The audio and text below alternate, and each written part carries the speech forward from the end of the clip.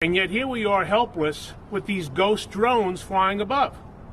We also know that, as Nicole said, this is a public safety issue because there were reports out of New Jersey how somebody who needed to be medevaced to a hospital was prevented from doing so because of the drones. And we're just supposed to take this lightly? With us at the state level is State Senator Jessica Scarcella-Spitz. Thank you. Good morning. One of the best sayings is that sunlight is always the best disinfectant. And leaving people and our community up to their own devices to decide what these drones might be, could be, and not giving the people answers from the top, from the government officials who are way higher up than any of us here locally, it's not right to us as we get hundreds upon hundreds of constituent requests and questions asking them what this is about, that we have no answer. So this is us standing today demanding an answer. We need to be able to tell our constituents what is going on.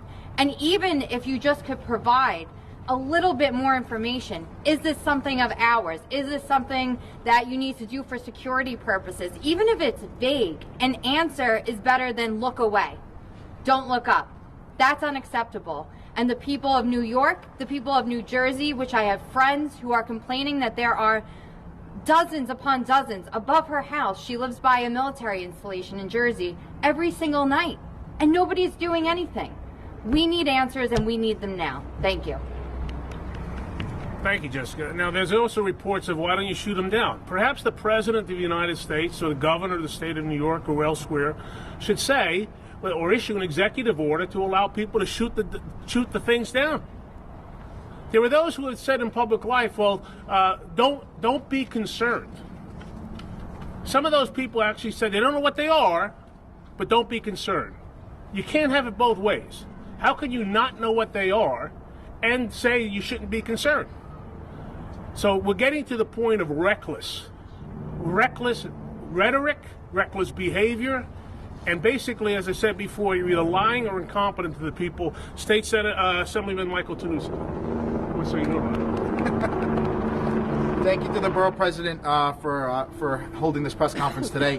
You know, tons and tons of constituents have contacted my office. I know they contacted the offices of my colleagues, and we just don't know what to tell them. We just don't know what to tell them because we're not getting any answers, and it's completely inexcusable. They owe it to the taxpayers. We owe it to the taxpayers. We, as representatives of the taxpayers, need to be able to inform our constituents of what the investigation has yielded. And we have none of that. We have none of that. They're either lying or they're incompetent. It's 2024. You mean to tell me that we don't have the means to find out what these are within our own borders, over New Jersey, over Staten Island, over the tri-state area?